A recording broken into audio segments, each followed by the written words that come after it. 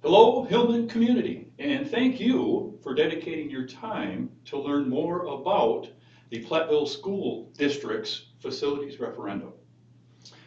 What we will have over the next 15 to 20 minutes is a slideshow it's aimed to increase your awareness about what the facilities referendum is, and the vote is going to be on November the 8th. One of the facets we've added to this live stream is that if something that is presented, if you have a question, you can go to this email, information@platteville.k12.wi.us, submit that question, and then when I am finished with the presentation, I will go through those questions and we will have answers for the questions. If we don't have those answers, we will do more research and we'll come up with those answers at a later time. So let's begin. Let's start off with a picture of our current Board of Education. These are community representatives. They are elected by our community to help lead the school district. And they have been instrumental in this process that we have started a year and a half ago to update our facilities, review our needs, and work through all of the difficult decisions that have led us to this point. Along the way, the school district has also formed partnerships with experts in their field. The first partner is with our architect, Plunkett Rayish Architects, and their primary role was in the beginning to go through our 4 facilities and come up with a list of, here are some projects that you should consider to help update, to help renovate, and prepare our buildings for the next generation of students. Myron Construction is our major construction partner. Point of Beginnings, their expertise is in the planning, the design, and then the building of activities complexes. And finally is Baird Financial. Baird Financial works with many districts throughout the state, and they have been working with us to help forecast, to help plan, and help build the numbers behind this referendum effort. A good question is, why now? To do that, let's go back in time to the year 2015, which is the last time that the Platteville School District approached a referendum question in order to update and improve their facilities. A very similar process was used back in 2015 that we are using today. They looked at our campuses, and the focus in 2015 was primarily on Westview Elementary. Also, the science labs and other buildings were updated along with other projects, but the primary focus was at Westview. And going through that process, you're concerned about student safety, about the future of learning, and how can we best serve our students today, but also responsibly prepare for the future. All of those elements are very similar to what we're doing right now. In this last sentence, by investing in our facilities, we're investing in the future of our district and creating more opportunities for our students and our community. That's our driving force behind this effort.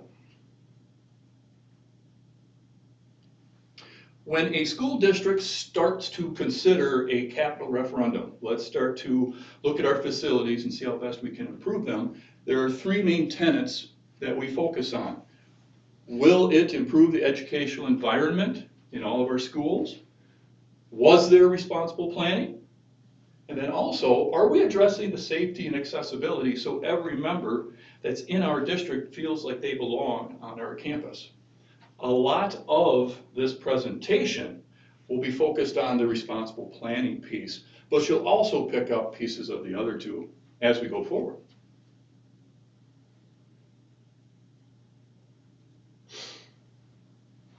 Our school district, over the past 11 years, has seen a steady increase in students. This year, our count is at 1,564. So our trend is going up. This is a good opportunity to point out one key piece. When we started our facility study, it wasn't out of a need of we need more space, we need more classrooms. That was not the primary focus. The focus was, it is time to look at our facilities. Let's see where we can update. Let's see how we can prepare classrooms for tomorrow.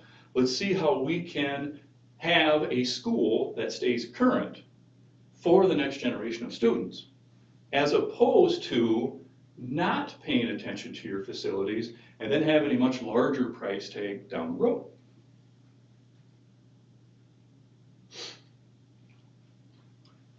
This is going to walk us through the path that we have followed, and it started in the winter of 2021, in which we did a facilities assessment. That's where the architects first were on scene. Then we brought in our other partners along the way. Once they had the report, they did a facilities assessment. They talked to board members, they talked to staff members, and then they came back and said, here is a list of items that we think you should consider. And that is during the years 21 to 22, when we were getting our prioritization. Some items went to the top, some items to the middle, some items down below. But that was a part of a process in which we have to identify what are our targets going to be, and it really helps you also come to terms with what is important in your school district at that time. So we have that total list, and then in the spring of 2022, we sent out a survey to our community. In the survey, it included all of the items that we felt needed some attention in our district. The survey was responded. We had a great response, enough so that we're very confident that the answers we got back truly represented what our community valued and what their input was. With those results, now it's to the summer of 2022, in which we sit down with our partners and we start to prioritize, and we're able to then put rough estimates, conservative estimates on the price of different jobs, of different updates that we want to do.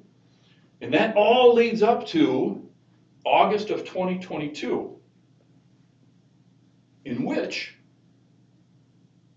our school board at that August meeting had to determine we need to have a question that we can put on the ballot.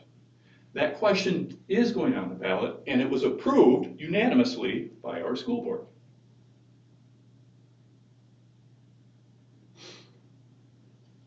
And that's where we are. From August until November 8th, my focus, the district's focus is twofold. Try and get and encourage as many people as we can to vote. Secondly, have an informed vote. Look at what we provide for information, much like this presentation, much like our other public presentations, open houses that we've had, our webpage, our social media. Use that information and make your decision.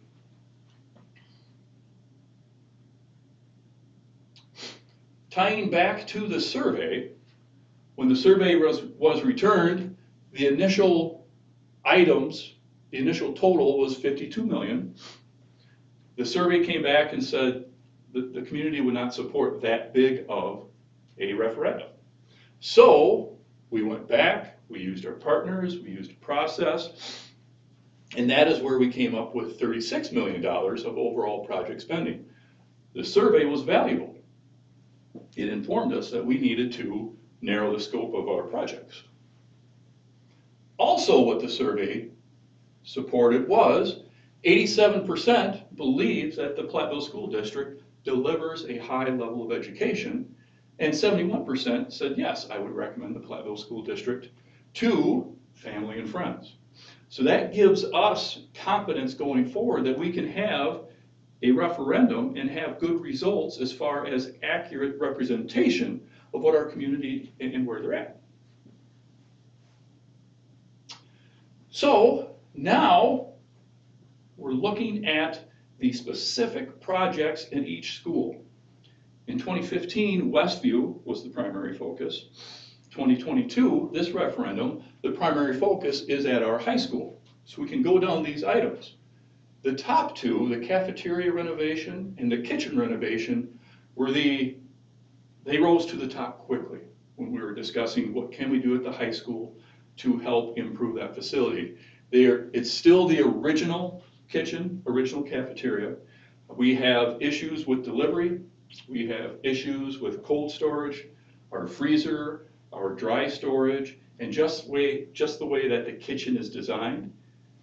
It needs to be remodeled and improved so we can continue serving those lunches.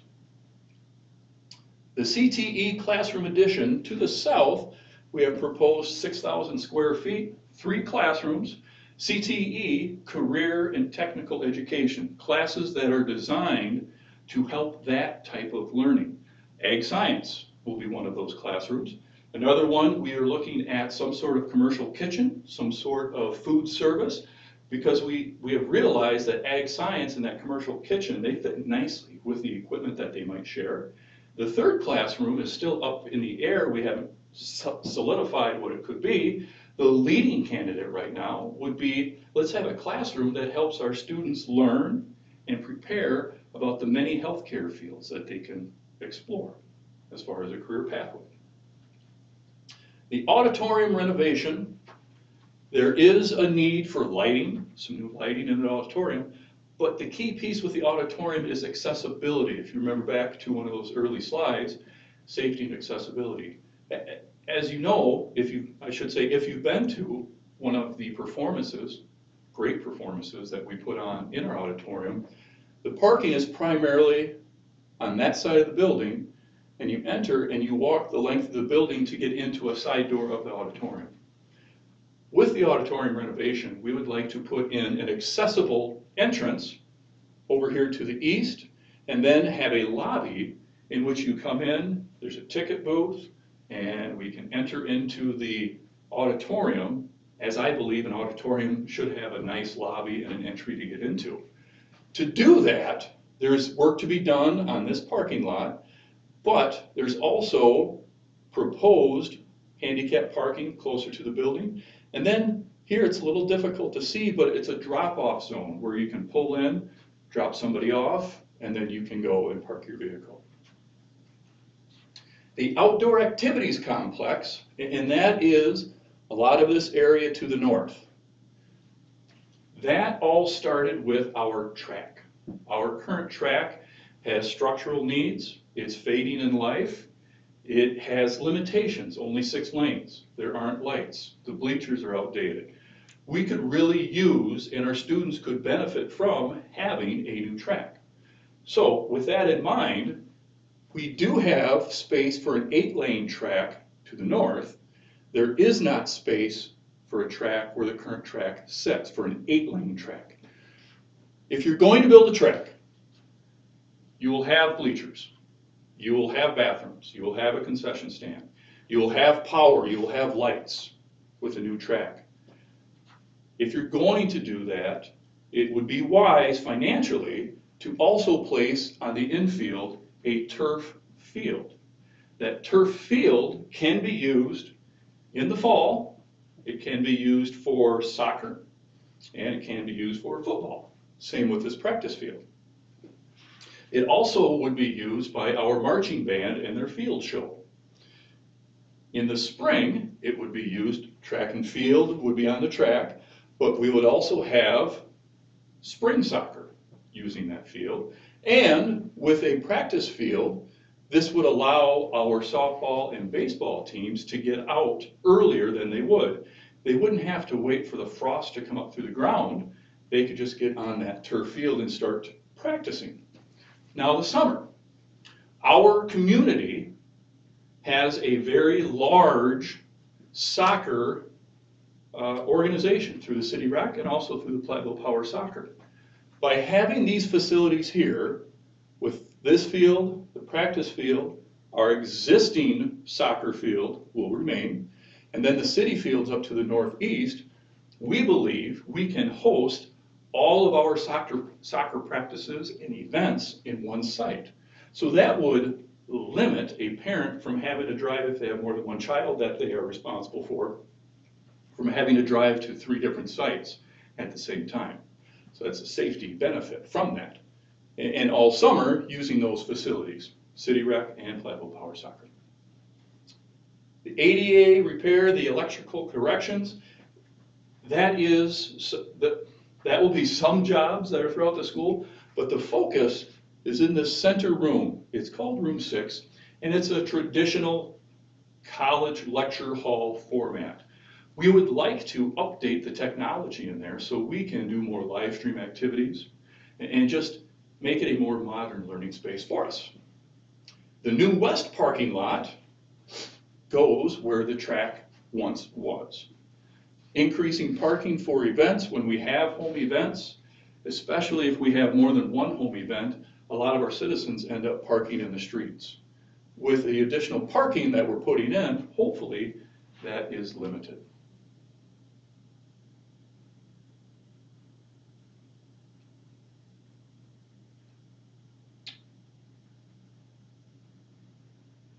Got a little jumpy there, sorry.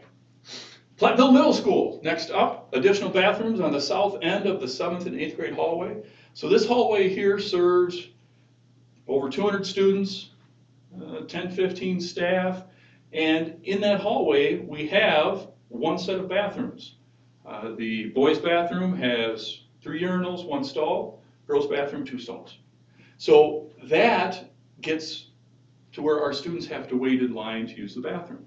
It would be better to add some bathrooms down here, and those bathrooms will be single-person bathrooms, and by adding them, it also makes construction-wise, financial sense to just box it off and then add some classroom space. We haven't narrowed down the scope of what that space could be, but we would like it to be some sort of flexible learning environment where students can go and just learn in a different, more comfortable format that suits their needs. The gym storage renovation, that is currently in our gym. It has a stage. The stage is not being used for an educational reason right now.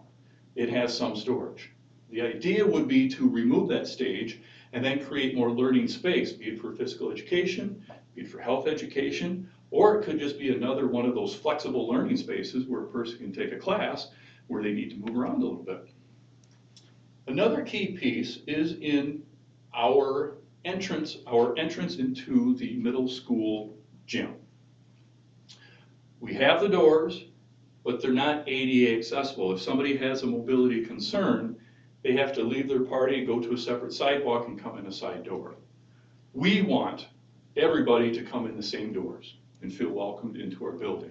So that's what that little blue box is for. And then in the 5th grade and then the 6th grade, there is a crack in the flooring. It would be pulling up the flooring on that, seeing what's causing the crack, and then putting flooring on top of that. Westview Elementary, as I've stated a couple times, is in great shape from the 2015 project. That project met the needs.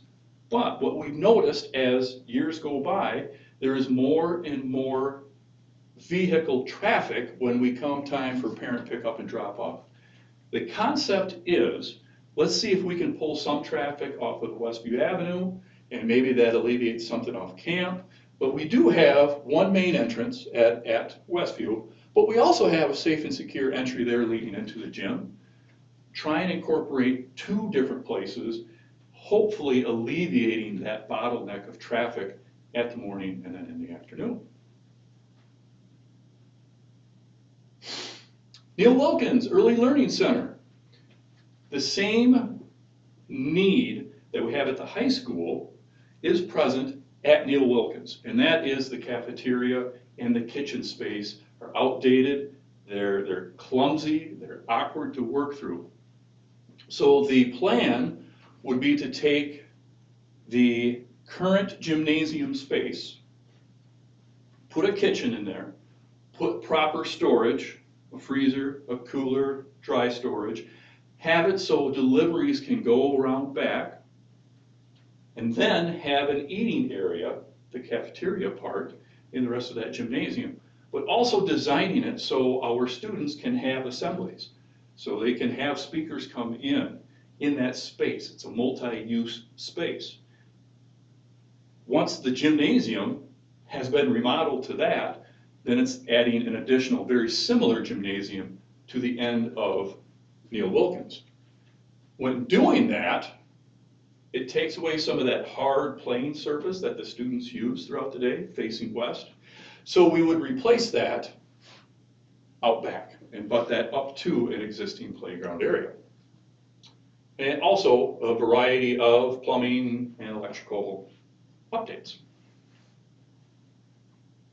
So all told, total project cost $36 million. When we're looking at the most expensive, but also the most intensive area, it is the high school in the building, over $14 million. The activities complex, $9.4 million. Westview Elementary with the parent pickup and drop off, $900,000. Neil Wilkins Early Learning Center with the remodeled kitchen cafeteria, $7.4 million. And then Platteville Middle School with the bathrooms on the end and then remodeling the stage and then having that accessible entryway to the east, that would be $4 million.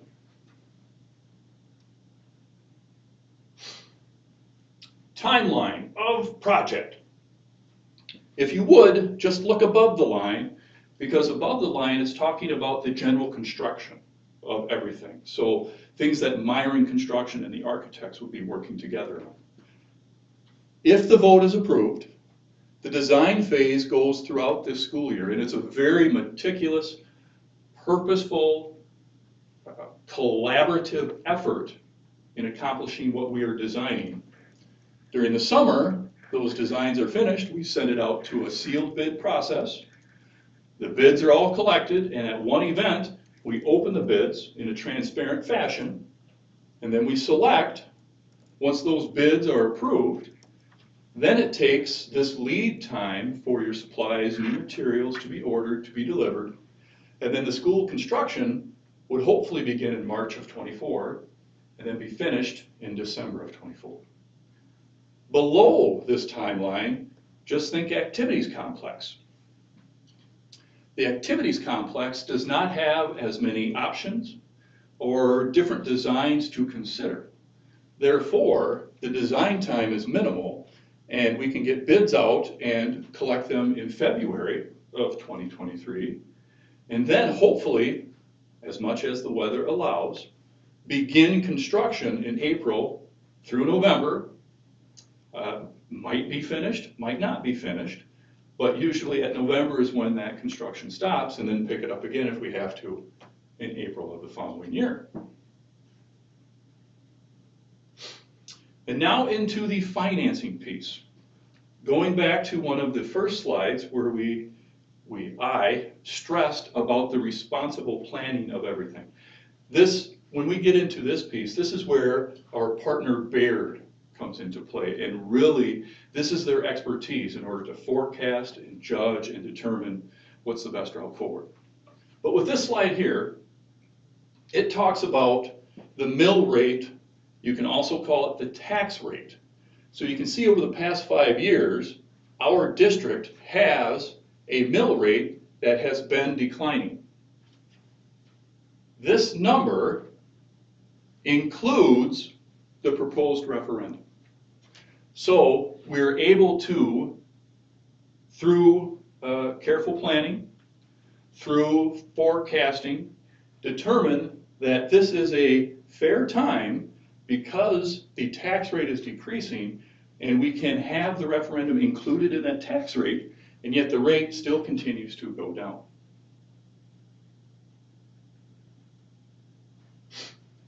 Couple of points of note with that tax rate.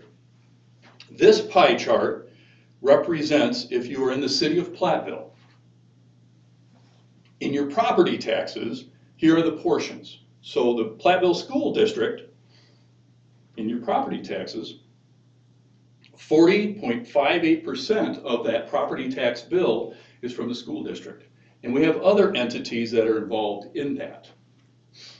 We, being the Platteville School District, we are responsible for our mill rate, our tax rate.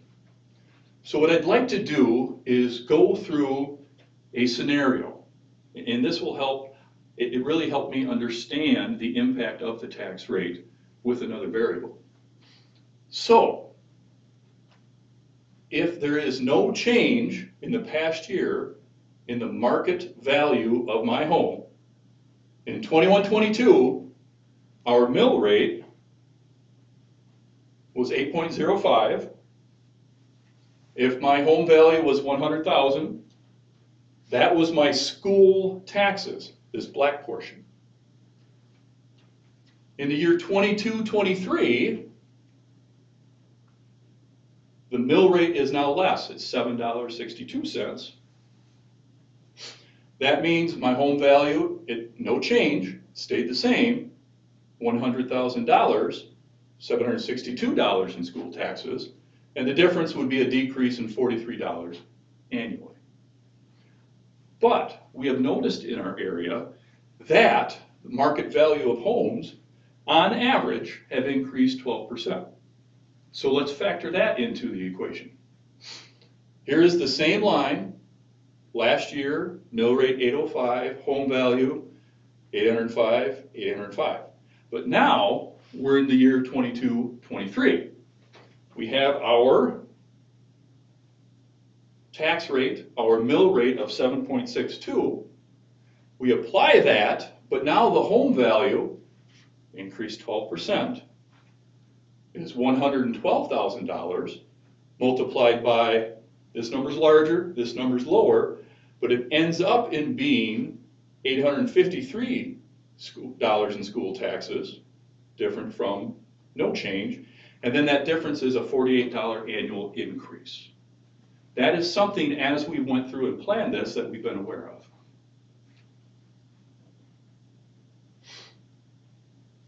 This slide is really talking about the financing, the ability to borrow money, and then the impact of it. So looking at it, this is October of 1992.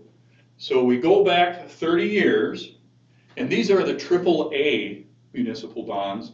The school district is currently at a AA minus rating, which is a very strong rating for a school district, but certainly isn't up to the AAA. So using that, let's make some observations together. In 2015, when we were, as a district, considering our last referendum, Baird Finance, the school district, estimated, when they forecasted, they estimated a 6% interest rate. That was in 2015. Now, it ended up being less than that.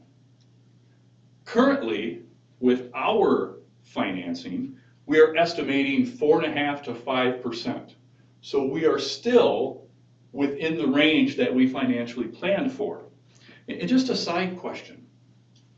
When the district has a referendum, in our case it's 36 million, we are not able as a district to spend more than 36 million. That is the money we have. What happens is, if something unexpected happens, if a price goes up that we didn't anticipate, that just reduces the number of projects that we can finish. And that process is ongoing throughout the build. And at the regular board meetings is where we have those discussions and we make those decisions. But also, when you look at the overall trend of this interest rate, and you see where we're at now, we're kind of in the middle. What is impacting our thoughts, mine included, is over the past 2-3 years, we have had historically low interest rates. So one way to look at it is these interest rates are rising, and it's frightening how much they're rising. But if you go back and look at it historically, they're still not at the levels that they were back in 06 or even back in 93, 94. When we, as a district, when we look at this, I think right now we have to be prepared for 3 different options. The first option, what if this continues to go up? If the referendum is supported, the financing and the bonding would be completed within a couple of months. so December, January. It would be unheard of for an interest rate at federal level to really go up that quickly. So we're in a good position. But if it continues to go up and we wait for a year and a half to then pursue another referendum, then the district would be spending more money on the financing, less on the projects. If this interest rate levels out, then we are right where we had predicted and we're in a very comfortable spot with our financing. If, like in 2015, it drops afterwards, then we have less money dedicated to financing, more money dedicated to the projects.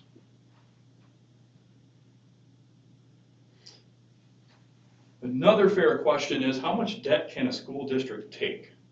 We're a public entity. So the rule is the equalized value of our school district is roughly $1.2 billion. 10% is our debt limit. We currently, going back to 2015 and then another smaller debt, we have $8.1 million left to pay on that referendum. That equals to 6% of our debt capacity. Again, I think this represents the hard work and the tough decisions that our district and our school board have made consistently to put us in a position to accept that debt. Another thing with a school district that is similar to others is that if you have debt and you have proven that you manage your debt, you then have a better rating when it comes to your interest rates for the bonds. That in turn allows you to get a more competitive interest rate because people have the belief and the faith that you will be able to secure the payments. If you remember the picture of the board members, in slide 3, those 9 board members unanimously approved on August the 10th this question. And this is the question that is on our ballots that we can vote on November 8th. Key pieces being school board of the school district of Platteville, $36 million, the purpose of cost of improvements to school district building and grounds, and then it goes through the various lists. So this is the question that you will see. Voter information, as we said from the beginning, please go vote. Take a friend, but when you go vote, you have the resources available to make an informed decision. You have this viewing, so thank you. You have our webpage, and all of our resources are there. You have 9 members in your community that you can go and have a personal conversation with. And just so you go and you can be confident in your vote.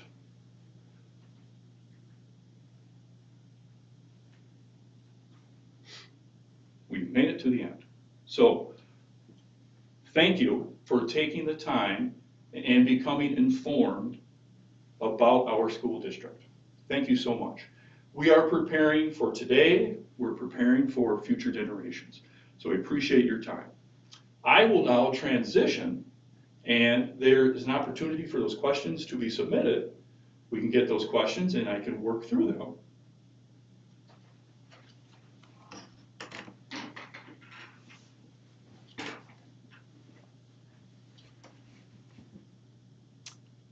At this time, we do not have any questions, but don't lose faith in that. If you come across an idea, if somebody is saying something and you, well, I don't know if that's right, I want to double check it, please use our resources. Like I said, contact myself, contact a board member so you can talk to a person.